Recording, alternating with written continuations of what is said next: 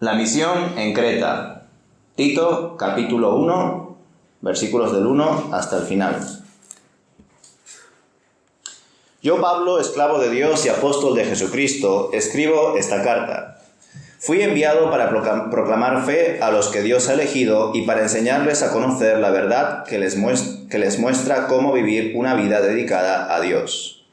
Esta verdad les da la confianza de que tienen la vida eterna, la cual Dios, quien no miente, les prometió antes de que comenzara el mundo.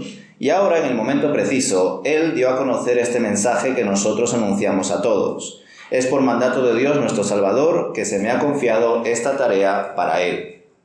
Le escribo a Tito, mi verdadero hijo, en la fe que compartimos. Que Dios Padre y Cristo Jesús nuestro Salvador te den gracia y paz. Te dejé en la isla de Creta para que pudieras terminar nuestro trabajo ahí y nombrar ancianos en cada ciudad, tal como te lo indiqué. El anciano debe llevar una vida intachable, tiene que serle fiel a su esposa, y sus hijos deben ser creyentes que no tengan una reputación de ser desenfrenados ni rebeldes. Pues un líder de la iglesia es un administrador de la casa de Dios y debe vivir de manera intachable. No debe ser arrogante, ni iracundo, ni emborracharse, ni ser violento ni deshonesto con el dinero. Al contrario, debe recibir huéspedes en su casa con agrado y amar lo que es bueno.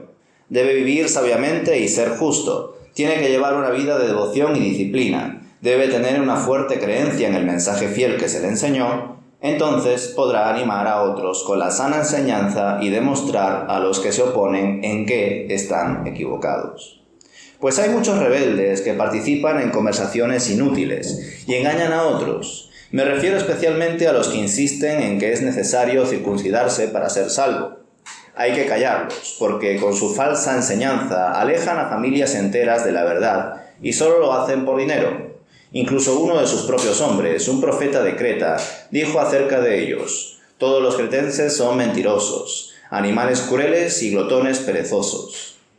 Es la verdad. Así que repréndelos con severidad para fortalecerlos en la fe. Tienen que dejar de prestar atención a mitos judíos y a los mandatos de aquellos que se han apartado de la verdad. Todo es puro para los de corazón puro. En cambio, para los corruptos e incrédulos, nada es puro, porque tienen la mente y la conciencia corrompidas. Tales personas afirman que conocen a Dios, pero lo niegan con su manera de vivir. Son detestables y desobedientes. No sirven para hacer nada bueno. Pues hasta aquí el capítulo 1. Se considera que esta carta a Tito fue escrita alrededor de los años 64-65, es decir, a mediados de los años 60, siendo una carta contemporánea a Primera de Timoteo. No se sabe dónde la escribió, pues o bien estaba todavía en Roma encarcelado, creyendo en la teoría de que el apóstol Pablo solo fue encarcelado en Roma una vez, o bien estaba fuera, creyendo en la teoría de que el apóstol Pablo fue encarcelado en Roma 2 veces. Y si el apóstol Pablo se encontraba fuera, podríamos decir que seguramente se encontraría por alguna parte de Italia o por algún lado de Macedonia o quizá Acaya, ya que al final de la carta, el capítulo 3, el apóstol Pablo menciona que ha decidido pasar el invierno en Nicópolis, que se encuentra aquí, en medio de Macedonia y Acaya. El propósito principal de Pablo en esta carta es guiar a Tito para que pueda desarrollar adecuadamente sus responsabilidades como líder de la iglesia en la isla de Creta. Así que cabe preguntarse quién es Tito. Pero nosotros a estas alturas, que ya hemos leído prácticamente todas las cartas de Pablo, pues hemos leído especialmente las referencias a Tito en la segunda carta a los Corintios. Así que solo debemos recordar que en esta carta a los Corintios se nos muestra a Tito como un gran colaborador del apóstol Pablo en medio de los viajes misioneros, razón por la cual Pablo delegó su labor en él para que sirva en la isla de Creta. Pues Tito no solo era obediente y diligente, sino que también amaba lo que hacía, amaba a la iglesia, se implicaba de corazón en la comunidad donde estaba. En Gálatas 2, versículo 3, se nos da el dato de que Tito era griego y que no hubo necesidad de que se circuncidara pese a estar en Jerusalén con los hermanos de allí. Por supuesto, de esto también se deduce que Pablo conoció a Tito desde mucho antes de sus viajes misioneros, lo cual indica que llevaban mucho tiempo como compañeros de ministerio. Por último, vemos en 2 de Timoteo, capítulo 4, versículo 10, que Tito fue enviado por Pablo a Dalmacia. Esto sin duda es una muestra de la labor de Tito que ya había realizado en otros lugares, una labor de confianza, y además es una especie de spoiler. ¿Por qué? Porque la segunda carta a Timoteo es posterior a la carta a Tito y la primera carta a Timoteo. En otras palabras, si aquí Pablo dice que manda a Tito a Dalmacia, es porque Tito ya había cumplido su misión en Creta. ¿Vale? También podemos deducir con todos estos ejemplos que el perfil de Tito como siervo de Dios era más misionero que pastoral. Dicho todo esto, vemos que Pablo comienza la carta mostrando quién es él, como casi siempre lo hace, y cuál es su ministerio. Su misión es la de proclamar la promesa de Dios acerca de la vida eterna en Cristo Jesús, y de esta manera presenta desde el inicio esa esperanza que debe caracterizar al creyente, recordando también que el Señor no miente, es decir, que Él cumple lo que promete y con lo que se propone. A partir del versículo 4, el autor se dirige de forma más directa a Tito, ya que Tito se quedó en la isla de Creta, si recordáis cuando lo vimos en Hechos, en ese último viaje a Roma, preso. Así que con esta carta el apóstol estaba dando las instrucciones necesarias a Tito para que termine la labor misionera de plantar y constituir líderes en las nuevas iglesias e incluso en otras ciudades de la isla. En el libro de Hechos se menciona concretamente Buenos Puertos. Pero seguramente Tito habrá ido por otros lados de Creta, pues plantando iglesias y constituyendo líderes para que gobiernen diferentes iglesias, porque Tito estaba ahí solamente un tiempo determinado. No se iba a quedar ahí como pastor, ni mucho menos, era misionero. Ahora bien, a la hora de considerar que Tito fue dejado durante el viaje a Roma por Pablo en Creta, y más o menos es estimativo de que esta carta a Timoteo fue escrita alrededor de los años 64-65 después de Cristo, cabe preguntarse por qué Pablo tardó tanto en escribir a Tito, aproximadamente entre 3 o 4 años. ¿Es posible que esta carta sea una respuesta a noticias que haya recibido? Quizá más que una carta con instrucciones, podría ser una carta con puntos para tener en cuenta antes de su partida. Continuando con el texto, a partir del versículo 6, Pablo le comparte a Tito los requisitos que deben poseer los ancianos. Le escribe que los ancianos deben ser irreprensibles, fieles a sus respectivas esposas, con hijos creyentes que no estén acusados de libertinaje o rebeldía. Acto seguido cambia el término y ya no dice ancianos, sino que dice obispos. Pero por la forma de expresarse parece que está haciendo referencia a lo mismo, a los líderes de la iglesia, solo que con otro término. Por supuesto, están las iglesias que proponen una diferencia e incluso una especie de jerarquía entre pastores, ancianos y obispos. Pero muchas otras entienden que son sinónimos. De hecho, leí un comentario muy interesante que dice que el término anciano podría referirse a la dignidad del ministerio, mientras que el término obispo o supervisor denota su autoridad y sus deberes. No sé qué opináis al respecto. Ahora bien, llama la atención que el apóstol repita el término irreprensible respecto al obispo cuando ya lo usó en el versículo anterior respecto al anciano. ¿Es posible que los ancianos y los obispos no eran lo mismo dentro de las iglesias en los tiempos de Pablo? Algunos piensan que los ancianos se encargaban más de la enseñanza y que los obispos abordaban aspectos más pastorales. Pero bueno, también es cierto que en otras cartas de Pablo a veces él menciona a los ancianos y a los diáconos y no menciona a los obispos. Y en otros menciona a los obispos y a los diáconos y no menciona a los ancianos. Entonces, si verdaderamente hay una diferencia entre los obispos y los ancianos, ¿cómo podría existir iglesias sin obispos o sin ancianos? Sin embargo, son lo mismo, pues tiene sentido que las iglesias en algunos casos tengan ancianos y diáconos y en otros obispos y diáconos. Pues bien, en cuanto a los obispos, como he dicho antes, deben ser irreprensibles, es decir, irreprochables, intachables. no arrogantes, ni iracundos, es decir, no pueden ser coléricos, ni propensos a la ira, ni adictos al vino, ni pendencieros, es decir, propensos a riñas, ni codiciosos de ganancias deshonestas, sino más bien hospitalarios, amantes de lo bueno, prudentes, justos, santos, dueños de sí mismos, que retengan firmemente la palabra fiel, conforme a la doctrina, a fin de que sean capaces de exhortar con sana enseñanza y de refutar a los que se contradicen. Hasta aquí los requisitos. Los requisitos en cuanto a los obispos, que varias iglesias consideran que son sinónimos a ancianos, a pastores. Pues bien, dicho esto, ¿os imagináis a un pastor, obispo o anciano que cumpla con todos estos requisitos? ¿Conocéis alguno? Porque yo no, salvo Cristo, claro. Y con esto que acabo de decir ya sabréis más o menos por qué línea voy en cuanto a esta descripción, en cuanto a estos requisitos de los obispos. Algunos pues quizá consideren que estos requisitos deben de cumplirse a rajatabla y otros no. Pero claro, ¿os imagináis a un líder intachable? Que no tenga defectos, que no se le pueda corregir en nada porque es perfecto así como es y por eso es que es irreprensible. Yo personalmente creo que no es posible. Esa perfección solo se puede conseguir cuando estemos en la presencia de Dios. Y solo porque Él lo haría posible, solo porque Él en ese momento habría terminado la obra que comenzó en nosotros.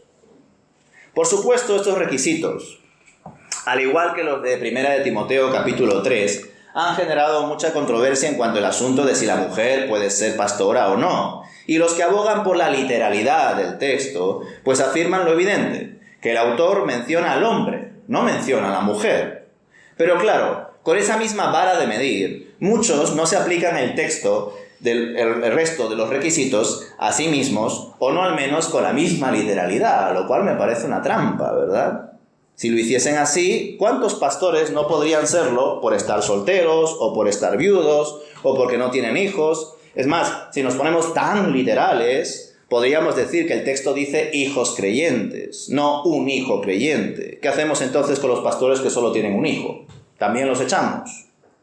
Y bueno, ni qué decir si al final los hijos no salen creyentes. ¿Qué hacemos con aquellos pastores que tienen hijos no creyentes? ¿Los echamos también? ¿Qué hacemos con ellos? ¿Qué hacemos con esos pastores que no cumplen literalmente con estos requisitos? Ahora bien, todo este asunto no me supone tanta controversia como lo siguiente. Irreprensibles, prudentes, santos, justos. ¿Quién se considera justo? Si ya sabemos que no hay justo ni siquiera uno.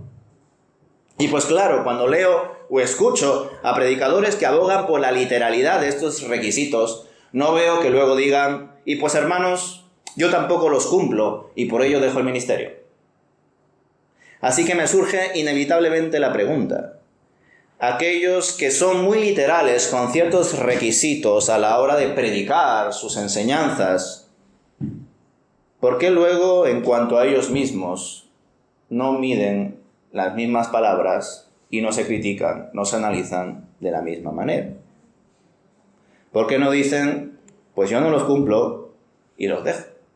Me da la sensación entonces que quizá algunos de ellos, a la hora de pensar que estos requisitos son inamovibles, quizá piensen, quizá se consideren perfectos, quizá se consideren santos, quizás se consideren justos. Pero en mi caso está claro que no. Yo me considero en proceso y espero que ninguno de vosotros tampoco tenga un alto concepto de mí, porque no solamente sería un error, sino que también me haría daño a mí. No me haría ningún favor, aunque ya sabemos que a todo oído le gustan las adulaciones. Pero no debe ser así. Al único que hay que dar gloria es a Cristo, ¿verdad? Por supuesto, no estoy diciendo todo esto como una especie de apología a lo que he empezado antes, por ejemplo, al ministerio pastoral de la mujer, pues creo que esto va más allá de esa discusión, tiene que ver con el corazón y con la correcta interpretación de la palabra de Dios, la cual debe mantener una armonía entre sí, no puede contradecirse aun cuando los autores, los contextos y los destinatarios de las cartas o libros son diferentes. Así que lo dicho, ¿son todos estos requisitos para ser obispos inamovibles, restrictivos, necesarios de cumplir al pie de la letra para recién ser un pastor en una iglesia? Porque si es así, yo creo que Tito no habría encontrado a ningún hombre en toda la isla de Creta que haya cumplido todos estos requisitos y por tanto la misión de Tito fracasó. Probablemente quizá a algunos estaré dando la impresión de que estoy relativizando el texto, pero creo que no es así. Más bien os estoy confesando cuál es nuestra realidad. No somos perfectos. No somos justos.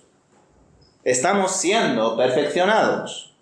Y eso es algo muy distinto. Estamos en proceso.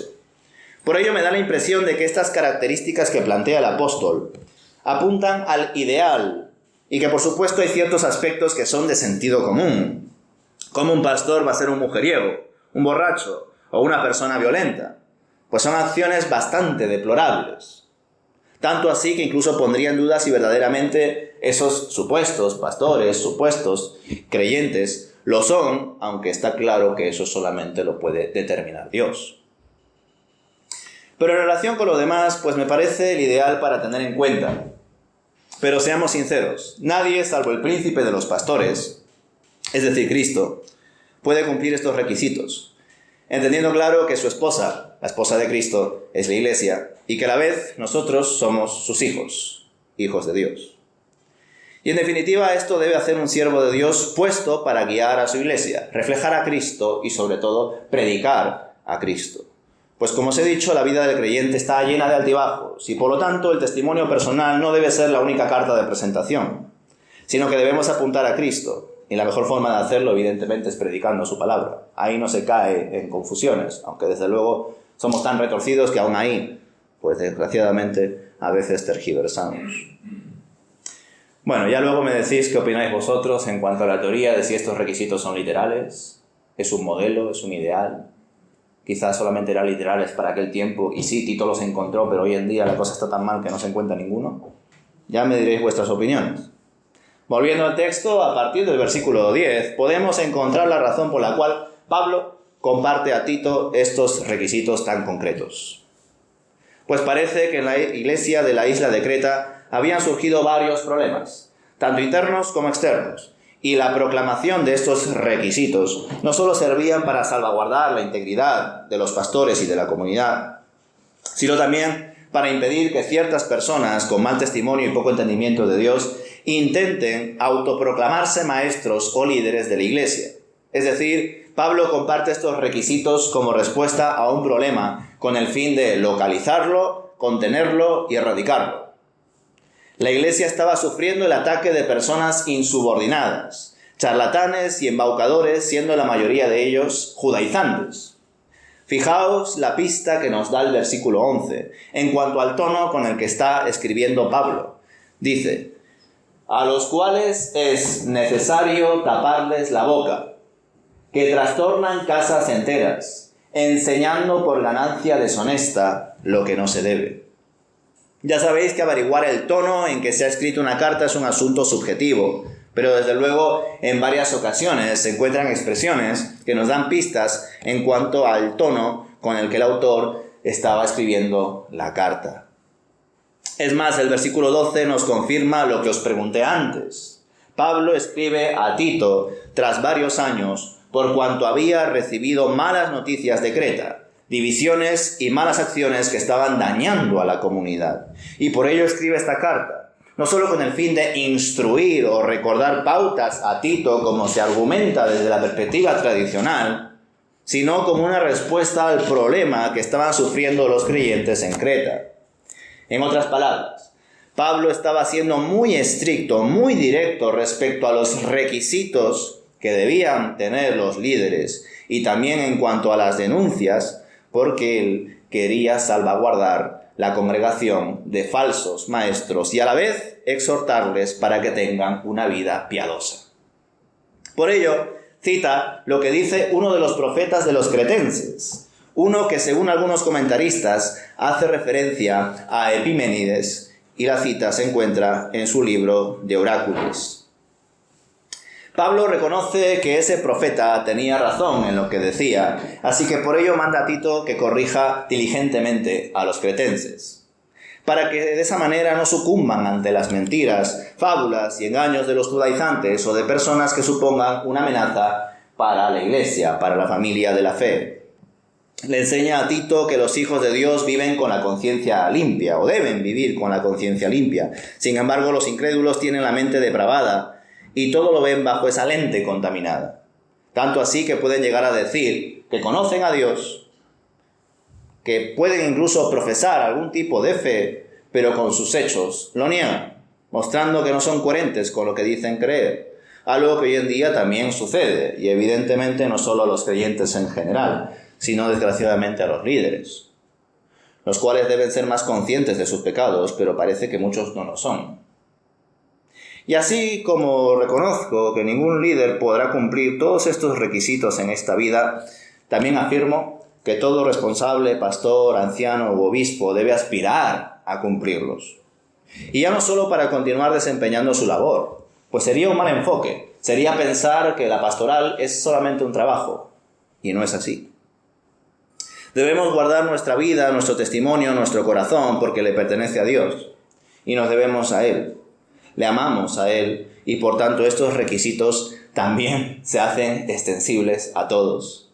Y esto también me parece muy particular en medio de las iglesias, porque ya no solamente de parte de los predicadores, líderes, maestros, teólogos y pastores, se predica de formas muy distintas a la hora de señalar a otros y luego no se aplica de la misma fuerza a ellos, es decir, hipocresía, sino que los propios creyentes, las propias personas que no necesariamente son predicadores, a veces tienen esta exigencia, ¿no? Es que el pastor debe ser fiel a su familia, si su familia no es un testimonio, no puede ser un pastor, el pastor debe ser irreprensible, debe ser justo, debe ser santo, porque eso es lo que dice la palabra de Dios, hospitalario y tal y cual y cual. Y la pregunta clave es, ¿acaso no todo creyente debería de cumplir con estos requisitos? ¿O solamente el pastor debe ser fiel a su esposa y los demás, pues bueno, si algún día me acuesto con otra persona, pues no pasa nada? ¿Acaso solamente el pastor debe ser irreprensible? ¿O no todo hijo de Dios también debe serlo? Y lo mismo sucede con ser hospitalario, santo, justo, prudente, no viendo por ganancias deshonestas, etcétera, etcétera. Es decir, estos requisitos, si lo pensamos de forma extensible para todos, ¿acaso no todo creyente debería de cumplirlos? ¿No debería de ser su objetivo? Pues claro que sí. Sin embargo, pues en nuestra hipocresía preferimos señalar al otro para que cumpla y ya nosotros pues ya veremos. Y no solamente mostramos, como he dicho, hipocresía al exigir a otros que cumplan con estos requisitos, sino que además no comprendemos que esos requisitos solamente se pueden cumplir en Cristo y plenamente cuando estemos en su presencia. ¿Y por qué no son conscientes de eso? Primero, porque no han hecho el esfuerzo de cumplirlo ellos mismos. Segundo, porque no conocen la palabra de Dios. Y se les olvida que hay un proceso muy importante que se llama glorificación. Y ese proceso, llamado glorificación, se realiza en la presencia de Dios. El proceso que ahora los hijos de Dios experimentamos se conoce como santificación, donde por supuesto que nos esforzamos por ser santos como Dios es santo, por ser perfectos como Dios es perfecto, pero todavía no lo somos. No somos perfectos aquí y no lo seremos aquí, lo seremos en la presencia de Dios y por la gracia de Dios, para honra y gloria de Dios. No mérito nuestro. Así que, hermanos, en cuanto a esto también concluyo que todos debemos intentar ser más santos, más justos, más prudentes, etc. Más todo, para poder ser así más y más como el Señor. Pablo escribió así, al igual que lo hizo así con Timoteo, porque estaba escribiendo a comunidades que se encontraban en situaciones límite. Y por ello escribió de esta manera. Ahora bien, por supuesto existirán otras personas que dirán, no. Estos requisitos hay que cumplirlos a rajatabla. Si no encuentras a una persona que cumpla con estos requisitos, te quedas sin pastor, te quedas sin diácono, te quedas sin líderes o responsables en la iglesia. Y si eso fuese así, pues ya hace tiempo que la iglesia se hubiese perdido. Pero no es así. Porque por la gracia de Dios vamos siendo perfeccionados, porque la obra que Él comenzó en nosotros, Él la acabará. Esa es mi convicción.